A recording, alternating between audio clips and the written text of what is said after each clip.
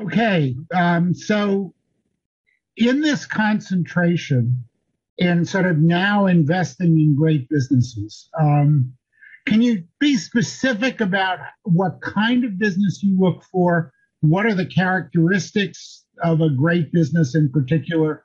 What detailed characteristics you look for? And how you put a value on those businesses? Yeah. Well, great businesses are the ones who really have above average returns to invested capital. But that kind of businesses usually attract imitators, competitors. Everybody wants to have above average returns with the invested capital. And so truly good business is the one who can fend off competitors, who can really have enduring competitive advantage and cap that higher than average return on invested capital, and hopefully also have a long runway of continuous growth. Those are the businesses we're looking for. And they could really come in all industries, in all shapes and forms. But they're rare. They're really, really rare. To have a business that generates above average returns over a long time on a compounded fashion is really against the natural orders of things. It really, only a small slice of all businesses belong to that category. So if you're really lucky enough to really find one of those long-term compounders, all you have to do is really to own them and own them for the longest period of time. Now, it helps when you really buy them at the time when they happen to be treated as a discount to their intrinsic value, so that if you were wrong about them, you won't lose money, and if you're right, you have more returns over time. But over the longest period of time, if you do own them through the up and downs, your return roughly approximates basically the actual business return to the actual capital invested in the business itself over the long term. The two tend to really converge pretty closely. And so understanding and studying the nature of that business, the dynamic of competition is of really the most important thing as the investor and as a student of the business. And as I said, there isn't really a set of things that really make them that way. Every business really built their fortress slightly differently. And you just have to really truly be honest with yourself and study from every possible angles until you're really convinced that the edge that they're currently enjoying truly are enduring, and they truly have a long runway ahead of them. And if they prove to be exactly as you predicted over the years, we really want to really stay on them through the up and down, thick and thin, not to be really dissuaded easily. Okay, can I actually talk a little bit about those businesses? I mean, in limiting competition, and I think Charlie Munger is the master at this, you're really interested in moats. That is, the barriers to entry into the business, because it's keeping people out that's going to limit competition. Yep. If you think about a moat, there are probably two elements to that moat. So think of it from the point of view of a company trying to get into the business. One is economies of scale. How big do you have to get? How big a market share do you have to capture in order to be viable as a competitor? So in automobiles, in the global automobile market, it's really large. And if you get 1 to 2% share, you're going to be fine. In other markets, like, for example, local distribution of caffeinated soft drinks, you got to get to 20 to 25% of the market to support the infrastructure that you need and to compete. So the first thing is economies of scale. And the second thing I think, and again, I'm sort of thinking about Charlie Munger here, is how hard is it to get that market share, which is all about customer captivity in a contested environment where unique technology will help you with that and so on. So suppose you got to get to 25% share. We know for caffeinated soft drinks that 0.2% share changes hands every year in a contested market.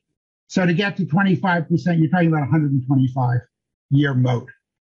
Do you do a calculation like that for the companies you're looking at? You look at those two elements explicitly?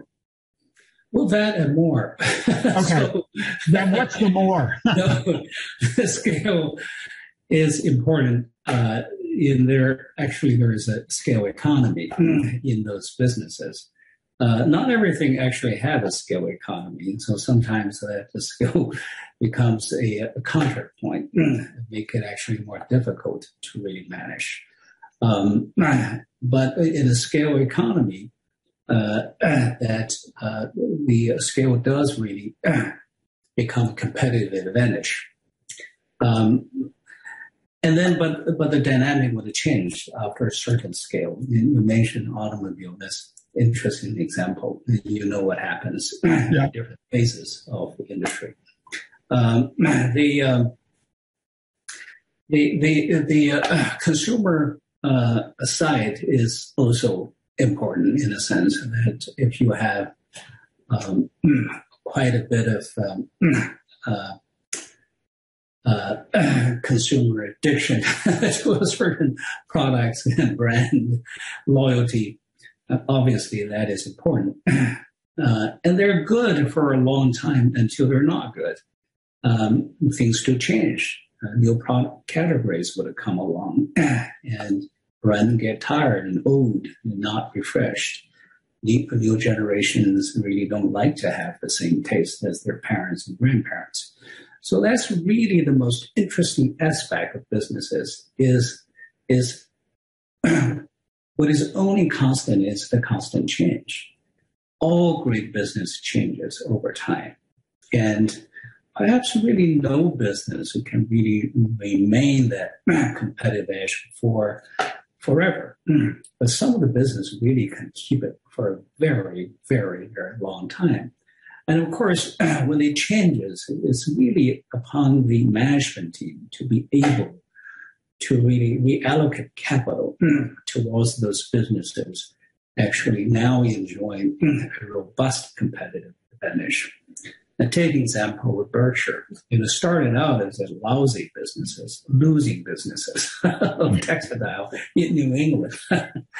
And Warren and Charlie skillfully really took the last bit of the cash flow and skillfully invested in some other businesses really on the right side of the trajectory.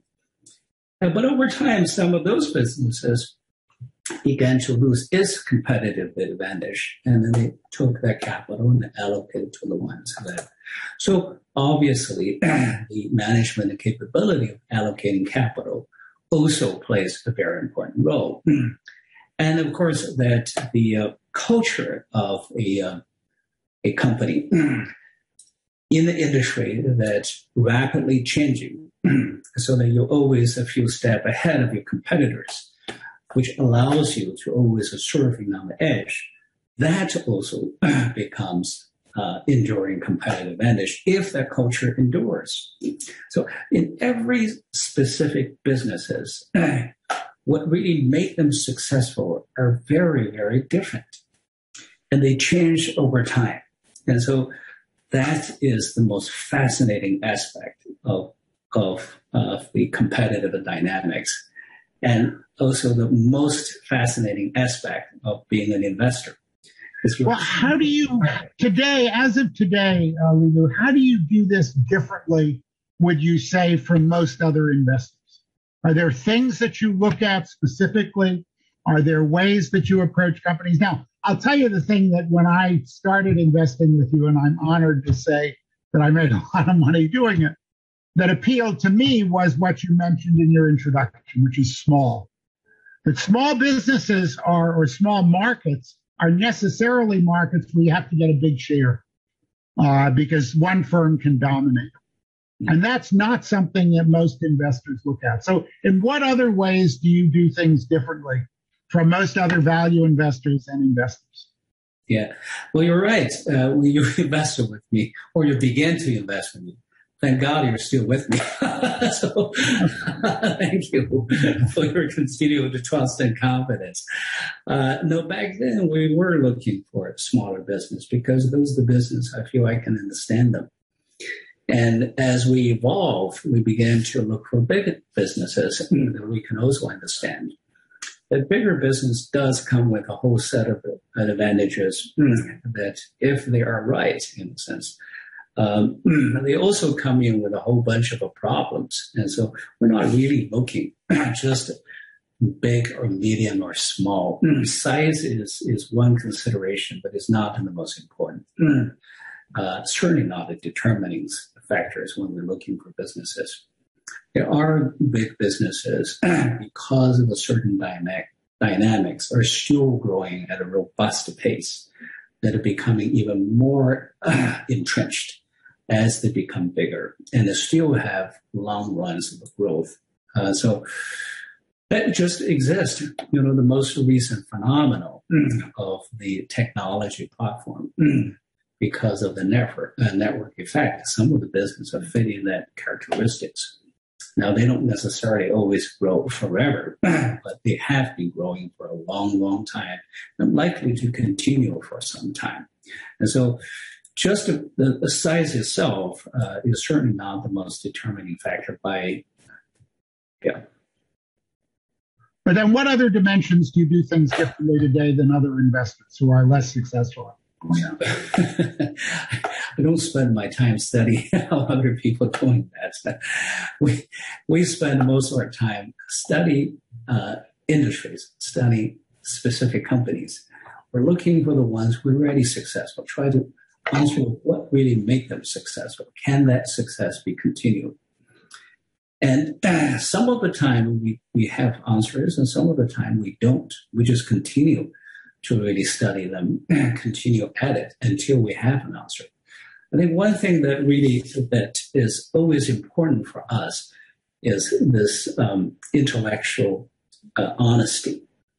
Basically knowing that we really don't know what we do know and what we don't.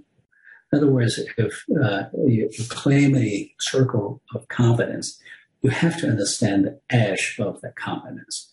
You have to know what is false in, what is false out. You have to be very honest with yourself. So we really insist on knowing inside and out a particular businesses, and to the point we're able to predict its outcome, for example, in the next 10 years. At least I want to know, at the worst case scenario, what the business will look like 10 years from now. And so we do have a long-term horizon in terms, we can't really predict it forever, but I want to say whether I can predict with a very high degree of confidence, say 90% of confidence, that at a minimum what the business will look like in 10 years, given all different contingencies.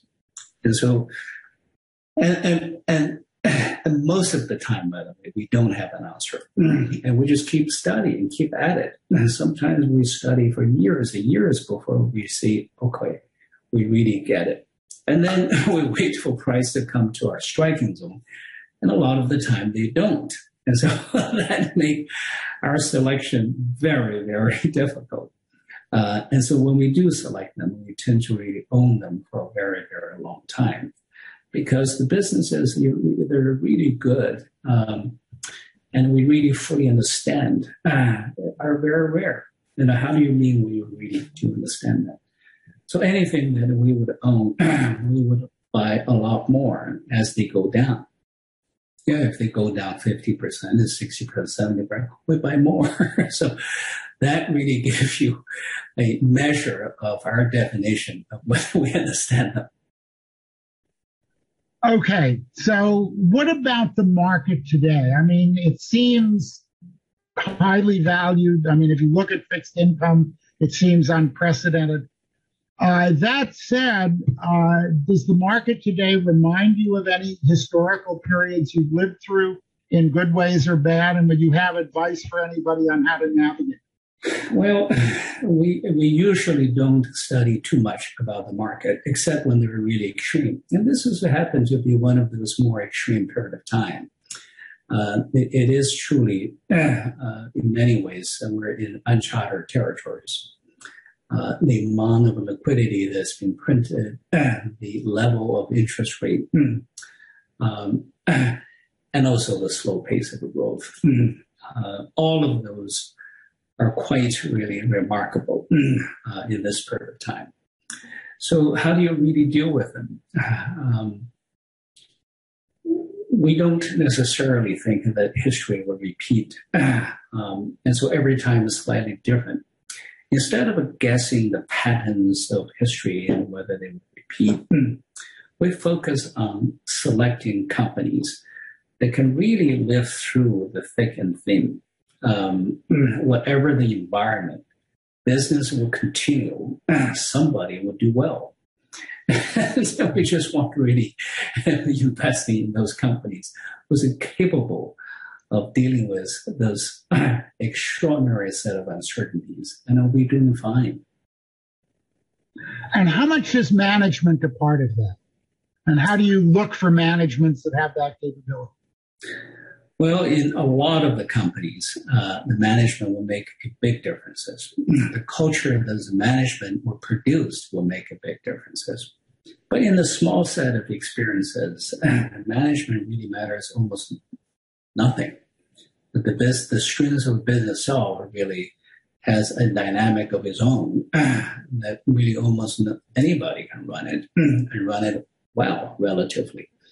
Now, those businesses are really rare. There are not that many. You can probably put them in one hand or two hands.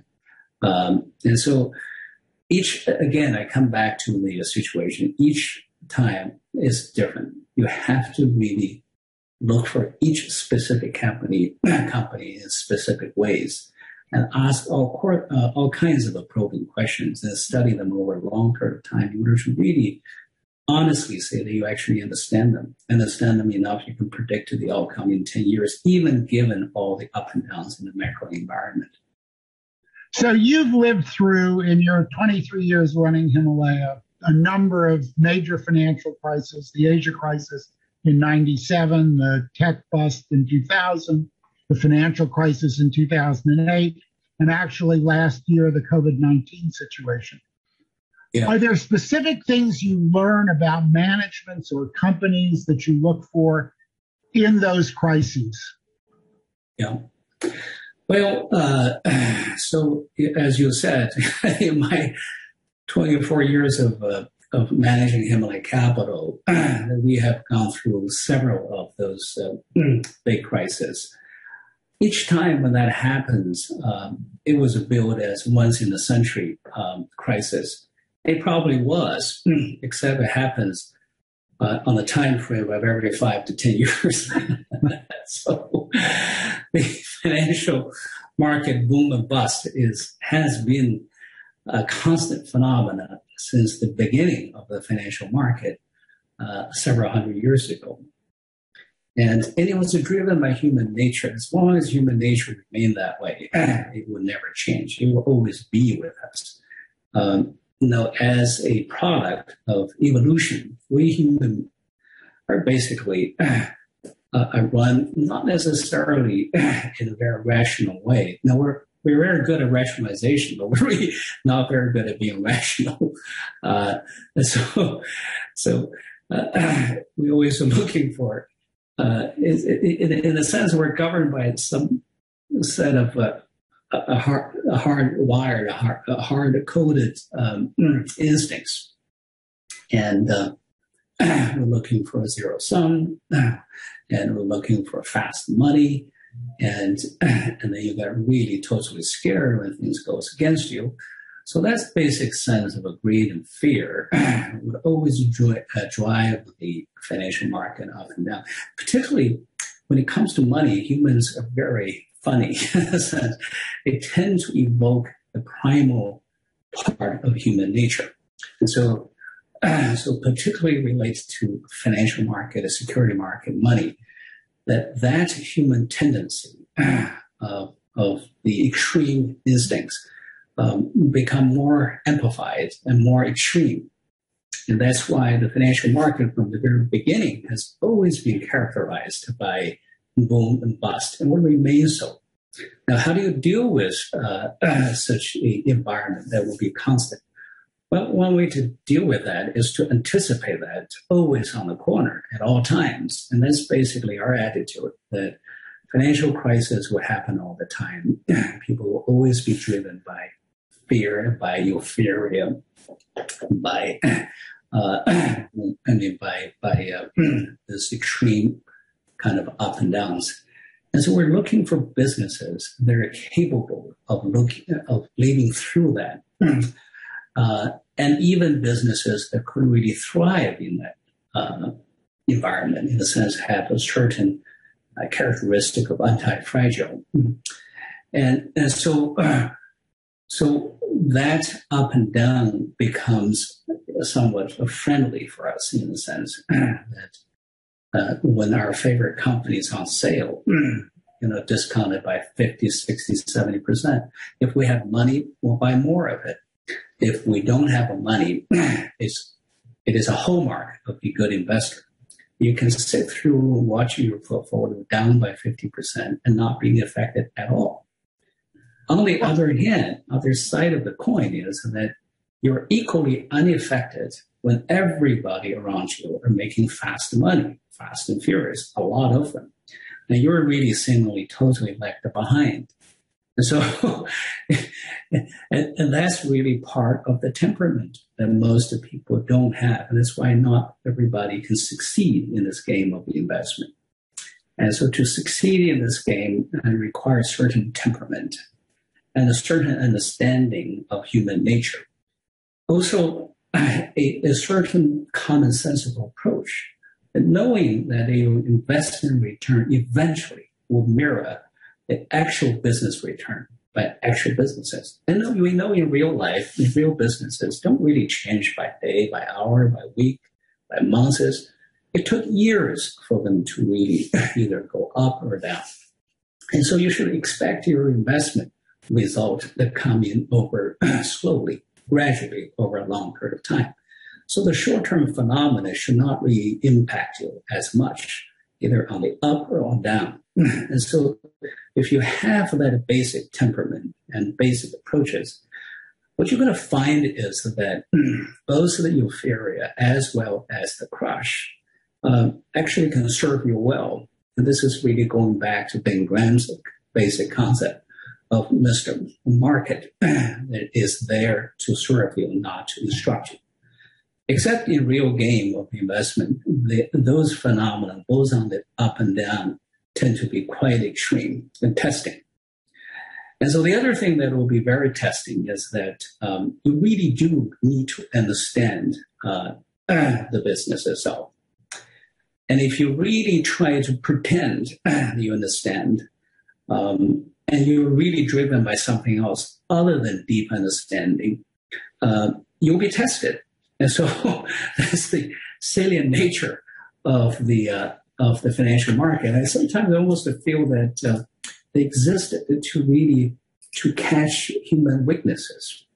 That if you really don't understand something that you pretend to, you will be busted at some point. But if you truly understand, you will be able to add when the security really down 50, 60, 70%.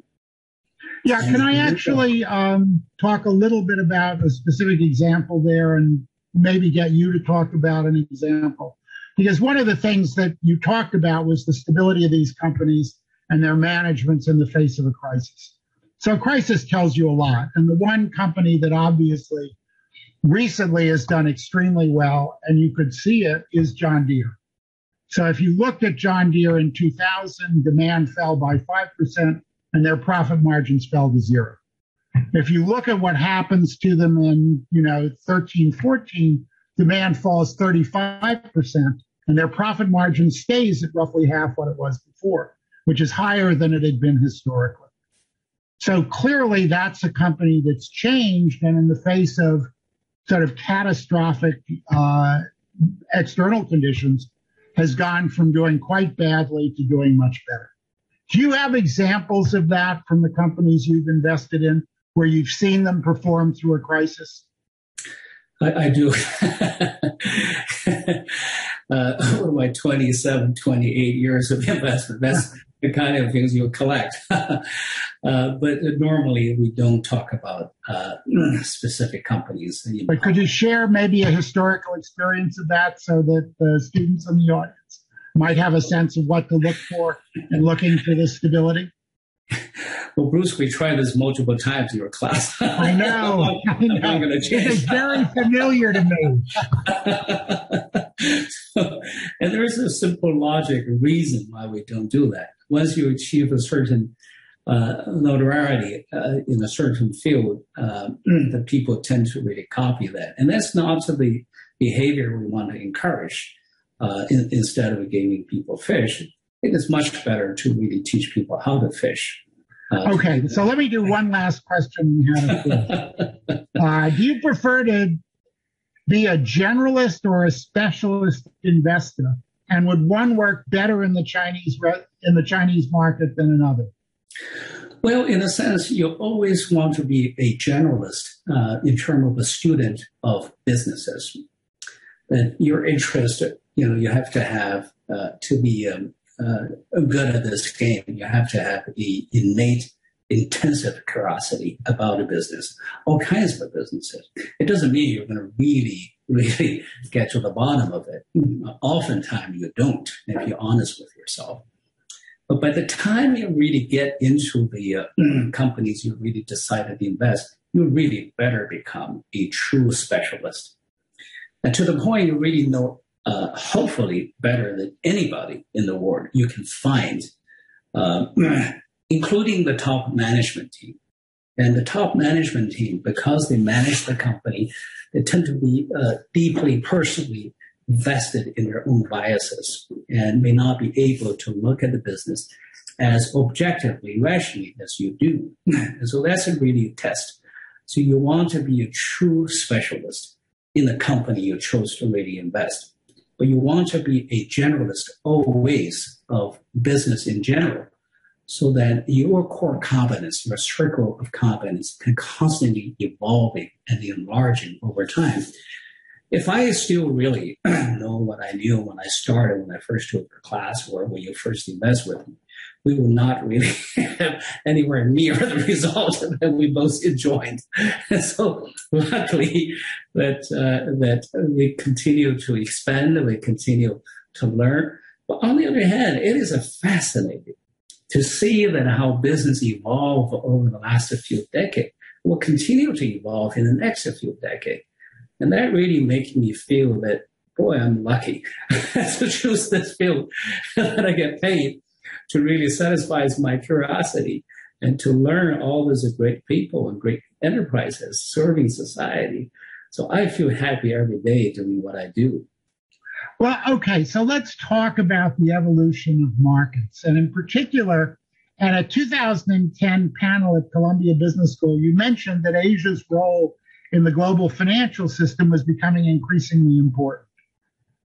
Looking back, how has Asia's role evolved in the last 10 years? And what about China's role going forward in both the world's business economy and in the financial system? The world has turned out exactly as we predicted. Asia indeed to become a lot more important, in particular China in it become even more important. As I look at in the next few decades, I would say that the Chinese market and Asia in general will become even more important. The set of dynamics that are already set in place will continue to play out in a robust way. So the Chinese security market in general and Asia economy will become increasingly a very, very important, ever more important component of the global market. Well, all right. So let me give you some data that I don't think is widely appreciated. I mean, the Chinese numbers are obviously very difficult to interpret, at least the official numbers.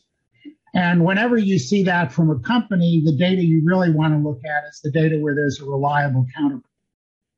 And the trade data is where there's a reliable counterparty, because every Chinese export has to be an import from another country, and every Chinese import has to be an export from another country. Over the last 8 to 10 years, China trade has grown by only about 2.5% a year. That's less than 1% faster than U.S. trade. What does that say about Chinese growth? I mean, that's clearly much slower than the trade growth prior, say, to 2010, 2011. And it's fluctuated, obviously, but if anything, it's been slowing down. What does that say about China's future? Well, it tells you that the characteristic of the Chinese economy has changed fundamentally. You know, up until 10 years ago, what really propels the Chinese growth was international trade to a certain extent.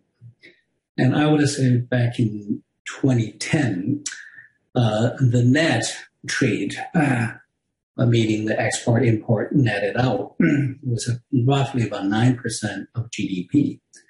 And so Chinese economy was heavily dependent on the global market. Now, what happened is that, and they were growing at really double-digit growth at the time when the rest of the global economy was growing at much, much less, a fraction of that. And so at a certain point, once you become the largest trading nation, you can't really, the rest of the world wouldn't be able to keep up. And the other thing that's happening is after the citizens become middle classes, their demand changes from basically just work, saving, into really work, saving, and consume. It is just also human nature. So roughly around 10 years ago, as you point out, the Chinese economy has slowly evolved into more of a consumer-driven economy.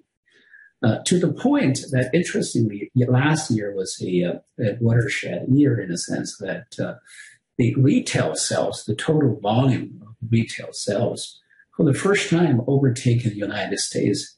China was the largest retail market in the whole world at $6 trillion or so U.S. dollars. The U.S. is roughly $5.5 trillion. Now, granted that that was a special year in the sense that a global pandemic hit other countries harder than China. It's also said that China has done a better job in managing the pandemic. But basically, the trend is there. China is emerging to become the most dynamic, fastest growing consumer market in the whole world. And that is likely to continue for many, many more decades to come. And so that really makes China even more attractive to the global economy in terms of people who want to sell to the consumers, to the middle class in China. And the characteristic of the economy will change and would also really provide unique and interesting opportunities for global investors. Let me just talk a little bit about that. I mean, the thing about retail sales is that it's selling goods. The thing about the developed economies is that they're overwhelmingly service economies. They're not goods economies. And on that dimension, it doesn't look like China's doing particularly well. And as I say, the export data, you could understand that would slow down. But the fact that the import data has slowed down just as much or more tells you something about the nature of domestic growth in China. What about the challenges in the service sector in China? Well, you're certainly right that at the current stage, the service sector has yet to become as powerful and dominant as most of the mature developed economies in the West. And that's really lies a new set of opportunities for the decades ahead of them. And that's, by the way, not that much different than all the other developed economies at a comparable stage of the development, say at a $10,000, $11,000 per capita GDP, which is where China is today. But if you look at the underlying dynamics of the various different businesses, different performance, both consumptions, retails, and service are basically the ones that are growing the fastest. And overall trade internationally is still growing at a robust rate, but not nearly as much as the domestic side of the economy. And so that's why their share of the GDP has gradually begun to shrink. So domestic consumption becomes far more important, both goods and the services, as you point out. And so that just tells you that a different stage of the economy where it is today. So where do you see the unique challenges and opportunities in sort of finding value investment opportunities in China? Well, China remains, I think, one of the best market if you're a value investor. In a sense, the market is still somewhat underdeveloped. The market today is not as representative as the real economy the way, for example, the United States is. And so there's a lot of development in that regard. And the trading and the investors are still not as mature, and there's still a mentality of fast trading, high turnovers, which actually renders some of the companies, again, going through a faster pace of this boom and bust. Again, that usually provides opportunities for those mature, patient investors who truly know what they're doing. And also, as you said, the service sector of the economy, when it comes to financial services, is still yet to be developed. And China was really right at the stage when the financial service industry actually is about to take off in a big way for many reasons. And it just so happens also the Chinese government is quite keen in making macroeconomic policies quite conducive for the development of the financial service industry. And they began to open up to the global firms as well in a way they've never done that before. And so all those confluence of factors really make the market that much more attractive today than it was before. Yeah, can I say something about that? Financial services is probably the fifth or sixth largest service sector. The biggest is housing by far. The second biggest is medical care. The third biggest is education. And the fourth and fifth biggest are like wholesale and retail distribution, and then personal services, and then financial services, although in the U.S. it's a little higher than that. What about those sectors in China? That sector is also growing. Right, but do you see opportunities in? Absolutely, we do. Housing? We see opportunity. Shelter support? Basically. Virtually every industry are going through a robust growing stage, some more than the others. And even if the industries are not growing as fast, you can still find interesting companies, values. And I don't have to, you're the guru for this field. And so different people tend to focus different aspects of the industries and different aspect of the growth profile. Some looking value at high growth companies, some looking values at moderate growth companies, some look value in places that doesn't grow at all. In fact, they're probably declining, and therefore they find even bigger markets. So if you are a true good investor in a sense, you can find value everywhere. But you're probably more capable of finding values in a dynamically growing economy such as China. They're still growing at multiple times of the mature economy in the West. And there's still enormous amount of inefficiency in its security market. So that combination of those two really make it enticing. On top of that one, a whole series of government reform will make those inefficiencies gradually be more efficient. And so that transition offers even more interesting opportunities. So this is a good time for global investors, and certainly for U.S. investors as well. Okay, in those terms, that as Chinese financial markets are developing, do you have certain reforms or other things you'd be interested in seeing implemented? Do you sort of have top development that you'd like to see happen in the China financial markets or even in the China economy? Well, in a sense, it's already happening. And that's what I mean, that the Chinese government and regulator has been very keen to develop the security market. For years and years, the Chinese security market is not very representative of China's economy, partially because it really, the IPO rules are based on what they call approval model. You have to go through lenses of approval, layers of approval process in order to be listed. And so the ones who listed are the ones who really approved by government for whatever reason, sometimes often not really market driven. Compare with other markets such as the United States that it is based on the registration based. And so it's market driven. As a result of the financial market, the security market here are quite representative of the true economy. And as the Chinese economy moving from a export-import-driven economy into more of consumer demand economy, the entrepreneurial companies with market-driven dynamics are increasingly play a larger role.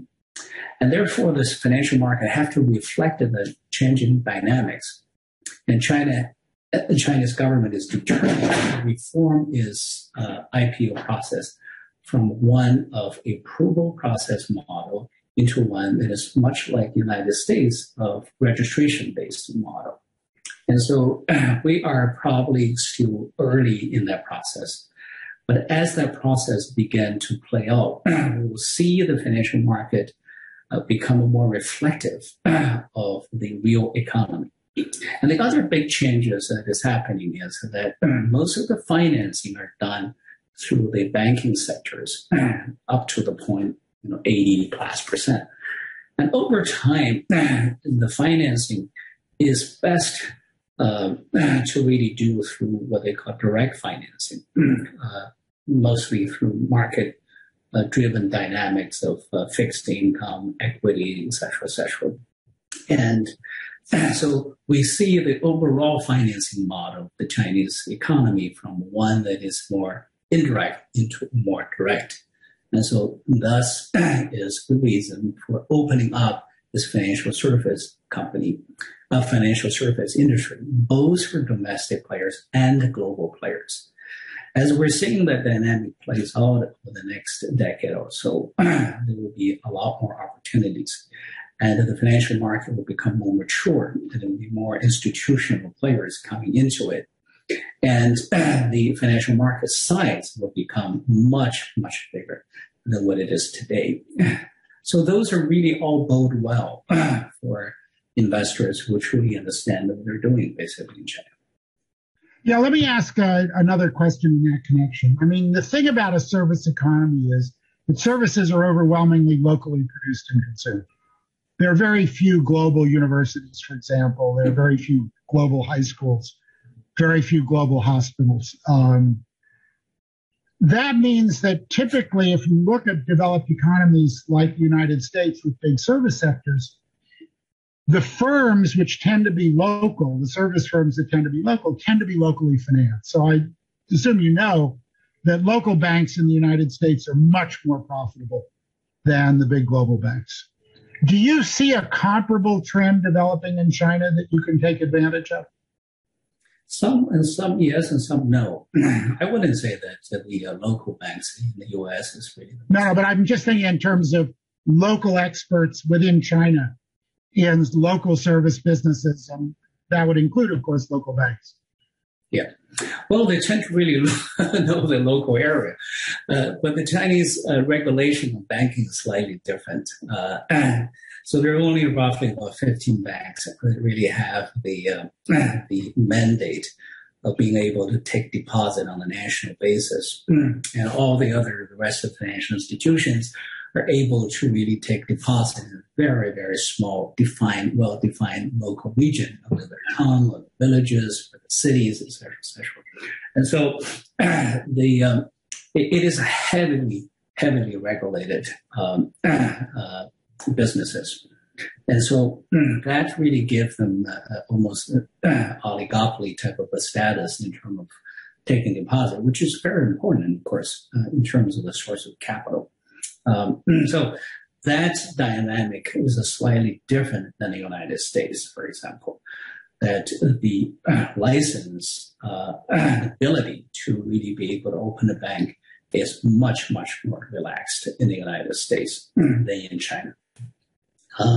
As a result, basically the dynamics of the larger national versus local or regional banks and other financial institutions are more driven by basically the business dynamics, the market dynamics. And this is very different than in China.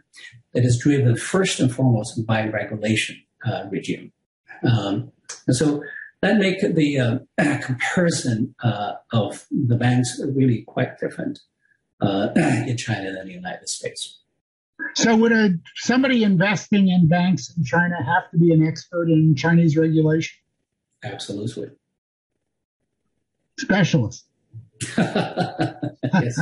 If you do decide to invest in anything, I recommend you better become the most knowledgeable specialist on the planet before you're really interested in really investing and own them through the up and downs and thick and thins.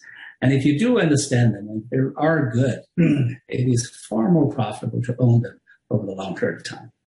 Okay, so why don't we talk more broadly about new trends in value investing? So among the many popular and uprising technological fields such as 5G, Bitcoin, AI, has any of that attracted your interest as a value investor, and why? Well, as I said, if you're an investor, you really want to find out what really influenced the change of your companies.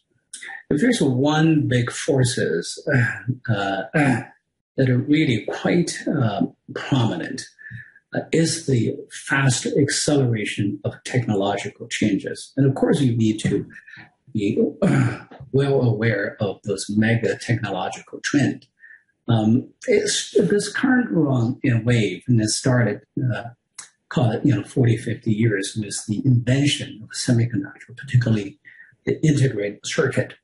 That really ultimately led to personal computer and the computation proliferation of the computation power to ordinary citizens. And from there, there's also the evolution of communication technologies. And then the invention of the internet somewhat 25, 30 years ago. And then from there, the mobile internet. So the intersections of compute as well as the omnipresent and instantaneous, basically, communication really led to this new phenomena of artificial intelligence and the data economy as a result of it. And so this wave of technological change over the last 40 years has fundamentally altered the business landscape of all kinds, basically. And so whatever kind of investor you are, we do need to be aware of that huge changes. And how do you deal with that in a sense? Well, you're investing in businesses that are either well insulated from those technological change, or in companies whose management team are quite capable of adaptive to those technological changes better than their competitors, or in companies that are leading those changes or enabling those changes, so that those changes are really on your side, basically.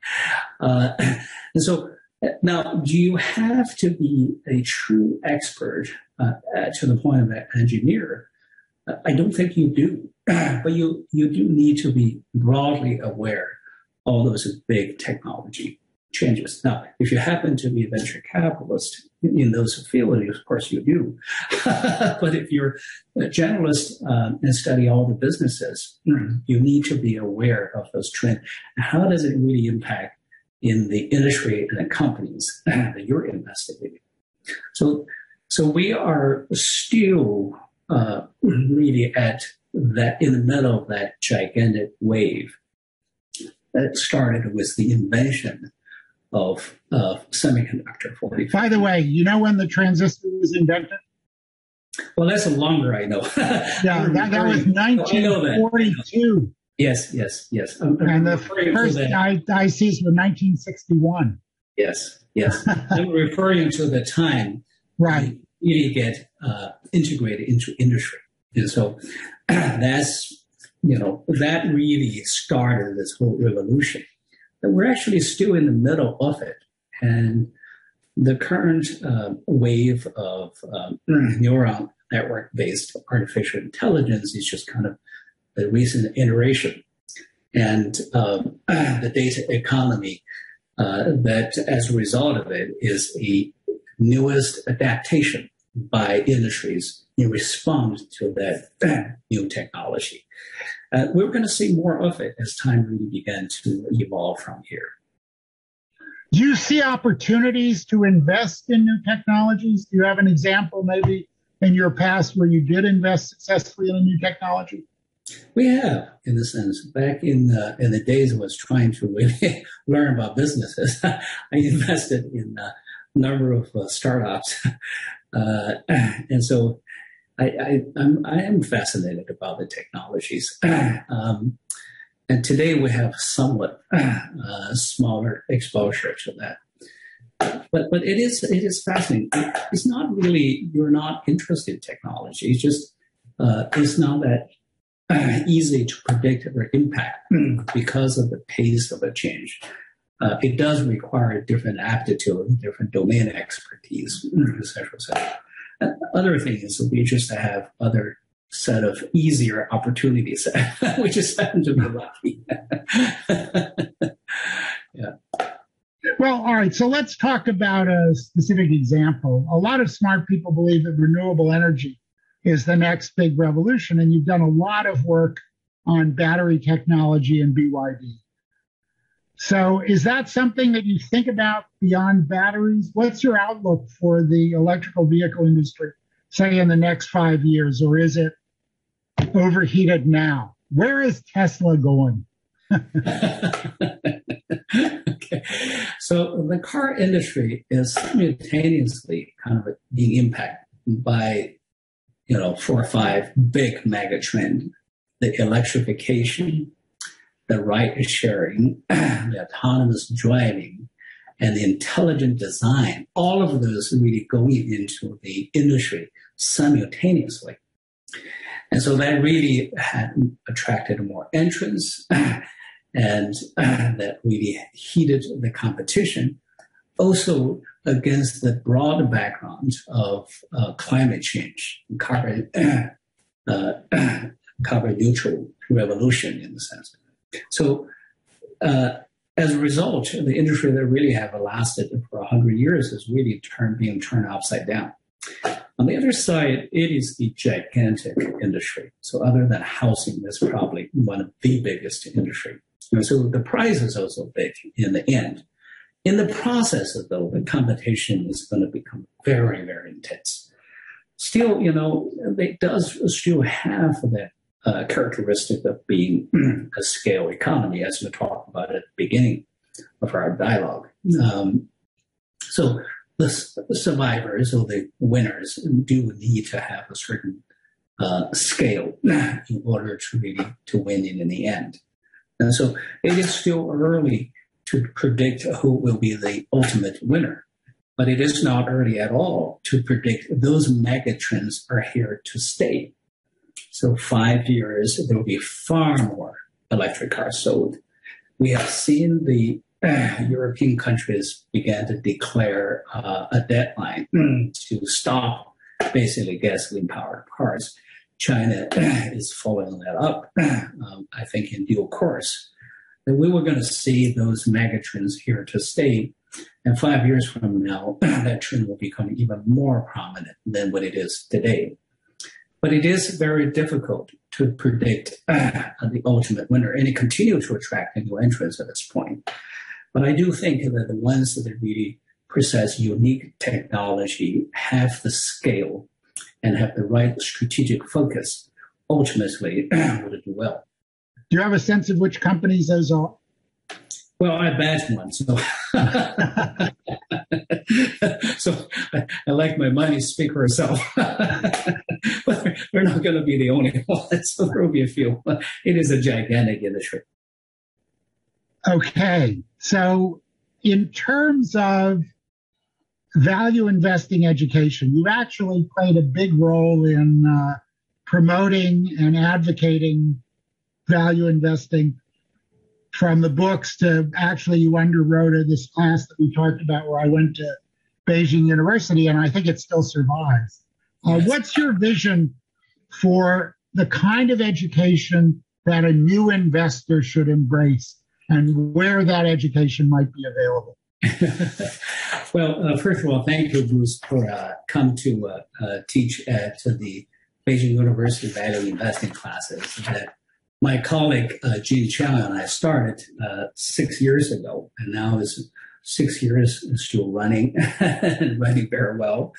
And you have played an important role to that. And I think our original inspiration for that class was really based on pretty much your class.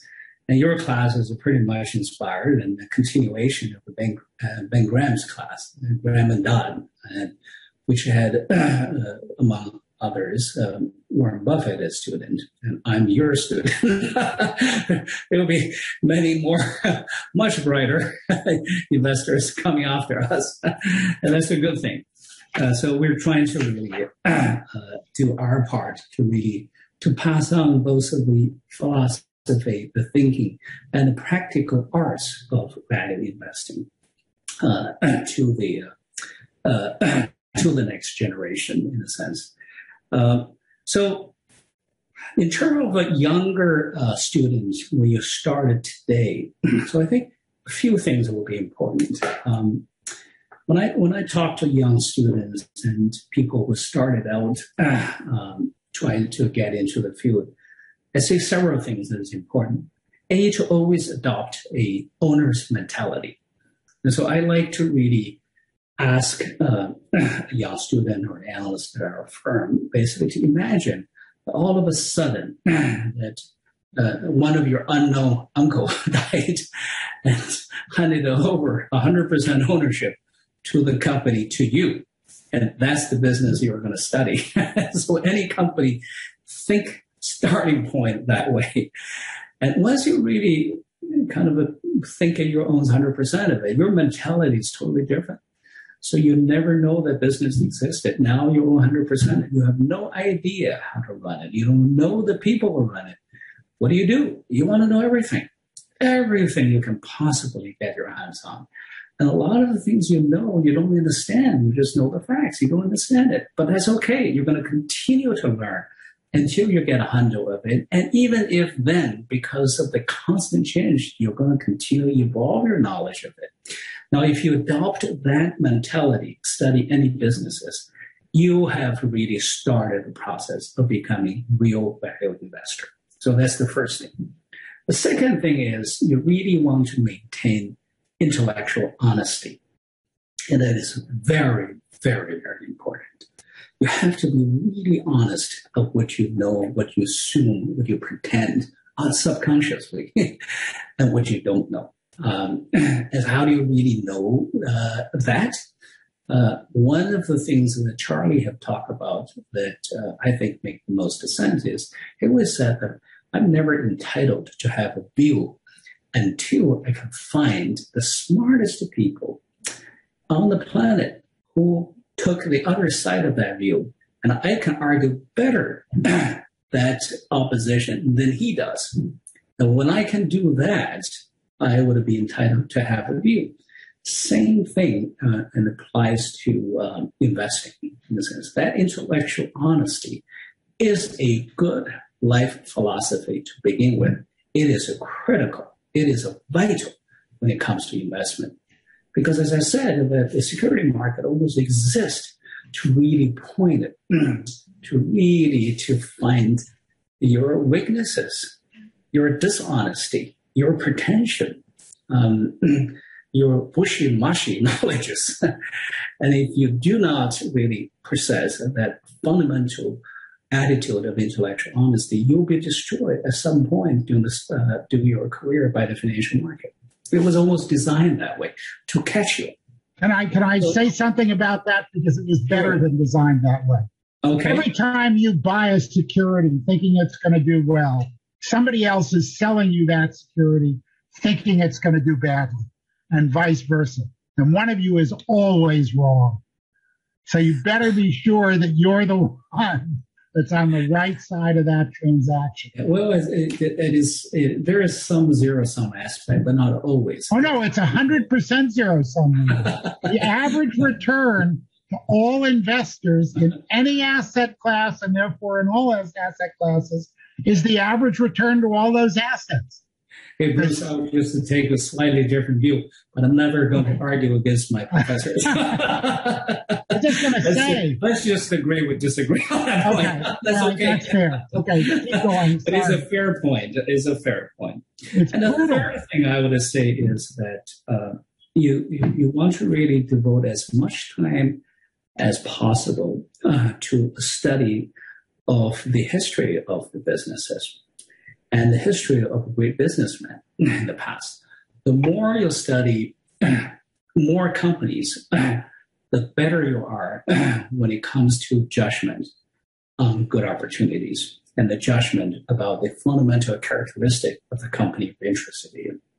And so I say all three things are important: to start with the 100% owner mentality, to continue to train yourself to have a high degree of intellectual honesty, and lastly, to be a thorough student of the history of the businesses. All three things are really going to be very helpful if you are beginning to get into the field of investment, or you want to really improve your game. So that's my advice to the younger student. Good advice. I'm not going to argue with that. Yeah. When you look back over your own career, are there things that, whether at Columbia Business School or in your career since then, you would have done differently that would have helped you get to where you are today sort of more quickly and more easily? Yeah. Well, I look back, I feel I'm extraordinarily lucky, and I feel nothing but gratitude. I feel lucky to accidentally step into Buffett's lecture at your class, basically. And the first time he came, I feel extraordinarily lucky that I got into the business and the striker relationship with Charlie Munger. I feel extraordinarily fortunate to live in a period of time when both United States and China are going through fundamental economic growth and providing enormous amount of opportunity that I happen to really know both markets well. And so I look back at my career with nothing regret. I feel nothing but really gratitude. I think a lot of people, such as myself included, went through a period of time to really try to understand the nature of the Chinese economy and the nature of the Chinese market, the nature of the Chinese company, investment in Chinese companies. So one of the key learnings that I have, and it is not that obvious, is the role that the Chinese government played in that whole equation. If you have been a successful investor in the United States, for example, or in the developed market, you tend to come with a set of assumptions about the role of the government and the role of the market participants. And when you really look into the Chinese market, that assumptions, you will see a lot of challenges. And so you might really, from time to time, arrive to views that are inconsistent with your own experiences, partially because historically the Chinese government and the US government, the Western government, perform very different roles. And that's one of the key aspects of really investing in China. It really requires much deeper understanding and also systematic comparison to get rid of those biases And that's why that you can really get rid of this typical global investor going into China, either bowled by the euphoria, enthusiasm, or basically pessimistic kind of coming collapse of a China type of a mentality when things are not going too well. And so that is the education that most of the international investors, particularly when it comes to China, would have to really go through, and that is important. But bear in mind the other aspect to understand the Chinese economy is that the nature of the modern economy is its ability to generate sustained compounded economic growth, something that is only recently emerged as a human phenomenon. And this is where we talk about the zero-sum versus a win-win type of mentality. Now, for the longest period of time, that almost all natural or human affairs are characterized by cycles, in a sense, that everything goes up cycles. You know, we born and and then we grow and then we die. So the trees, it goes up and they die. So entropy basically always increased. Energy goes from hot to cold. Things from order to disorder. Great business has eventually lost its edge. So that has been the nature of things. An economy going through boom and bust. But something unique happened over several hundred years ago with the beginning of the Industrial Revolution. We began to see this phenomena of continued, sustained, compounded economic growth. And that is really when value investing becomes very important. And that's why you begin to have a phenomenal record, such as the one produced by Warren Buffett, and now by a few other people as well. The basic logic behind that, as I said, over the long term, your investment return is likely to approximate the actual business return of the company you invested in. And so the fact that you're capable of generating that long-term result is a reflection of a changing nature of the economy. What really drives that phenomenon is something that is utterly fascinating. I literally spent 30, 40 years thinking about that one until I think I come to a certain knowledge. I wouldn't say I really know it all, but I think what really produced that phenomena is the combination of free market enterprise way of organizing social economic affairs, and combine that one with the invention of modern science and technology. The combination of those two produced a modern form of economy. It is a paradigm shift. So what has happened in China is that roughly around 40 years ago, China has really stumbled finally into that magic formula of free market economy. Now with Chinese characteristic, of course, along with modern science and technology.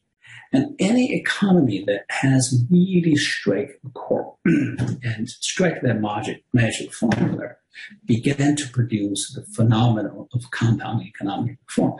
Now that has to combine with the stability of the overall political environment to allow the market force, that a new economy to really release that power.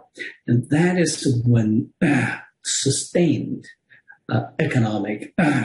sustained investment record can be possible in China. It's not always there. It's not always possible. And often it was a zero sum. But I think from that period on, that a sustained win-win type of a compounded investment return becomes possible. And notice that I didn't really include the political component of it. And most of the Western observers believe that political democracy has to be part of the equation, except they forgot that political democracy wasn't there when that phenomenon began to take place in the West. In fact, the political democracy happened later, almost as a result, but not because of it. Anyway, so that is another layer of understanding the phenomena of investment opportunities in China. That could be interesting. Okay, so what about, let's just talk briefly in these last 8 or so minutes about your personal interests. So you've devoted efforts to improving equality and welfare of Asian Americans. And given the recent elevated attention on this community, what are you doing and planning to do or think ought to be done for that community? Well, I was really, like many people from the Asian American community, an American that was just utterly dismayed, heartbroken over the last year and a half, particularly since the later years of the Trump administration. It got worsened because of the pandemic, this new wave of anti-Asian hate crimes.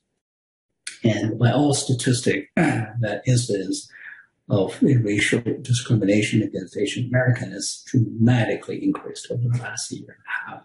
And for a variety of different reasons, the pandemics, the Trump policies, the U.S.-China tension, but and the systematic historical root. Suffice to say that many people in the Asian American community are living in fears, literally physical fears today, after being here for so many years and being such an important part of American experiment. And, particularly to the Chinese American community, after 150 years, it feels like the Chinese Exclusion Act is coming back again. And so I've been thinking long and hard, what can we do to change the paradigm? Now, I had different experiences when I came to America. I had a wonderful, wonderful experiences.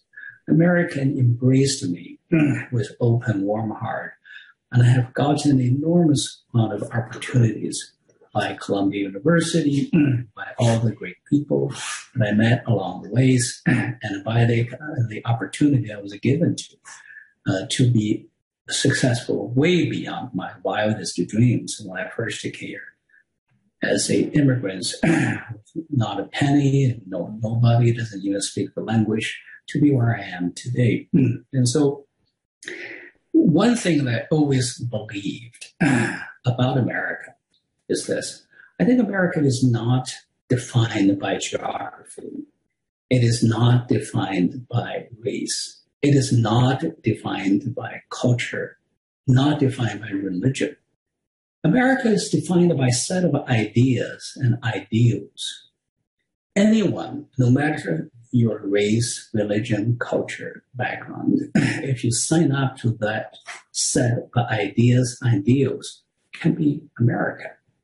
And I was one of those who believe in those ideas and ideals and have become successful in America.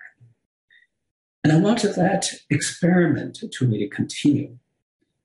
And obviously, when you look at history, it was never a perfect experiment. And it was often marked by the clumsiness, sometimes actually outright cruel and malicious, if you think about it, experiences with the African Americans and all the other minorities. But I think America remains the only country on earth so inspired and such constructed. And for that experiment to continue, it calls constantly to our better angels inside each one of us and to really restrict the worst instincts of all of us. And throughout a different period of time, people need to rise up to counter those worst instincts and fight them and face them down. And this is one of those periods again. So I think the entire community of Asian Americans have to come together. The entire American community need to really come together to really fight this wave of anti-Asian discrimination. So along with a number of wonderful colleagues, we are co-founding a new national organization whose mission is to serve Asian Americans in their pursuit of belonging and prosperity, free from discrimination, slander, or violence. And one of the things that our community needs is enormous amount of funding. The statistics tell us that only 0.2% of all philanthropy in America goes to Asian American causes. And we want to fundamentally change that. And hopefully with this new organization, new group of people, we really want to fundamentally change that picture. And the other thing is that with the global economy, the center of the global economy shifting from the Atlantic Ocean to the Pacific Ocean, Asian American 20 million strong are going to play an increasingly important role to position America as the new Pacific economic power. That group of people, more than other ones, if fully integrated as the very fabric of American society, could help lead America to better integrate it with the rising economic tides in Asia. So, okay, Lilu, that's terrific. It's a great note to end on. Unfortunately, we have 2 minutes left. Thank you very much for this really encyclopedic and enlightening talk. I think I have to turn it back over, however, to the MC for the last 2 minutes, right? Okay. Because they're on the screen. Thank you very much. Well, thank you. It's always a pleasure, Lilu. Thank you for really having that class, 28 years ago. Without that class, I wouldn't know what I'm doing today. So thank you.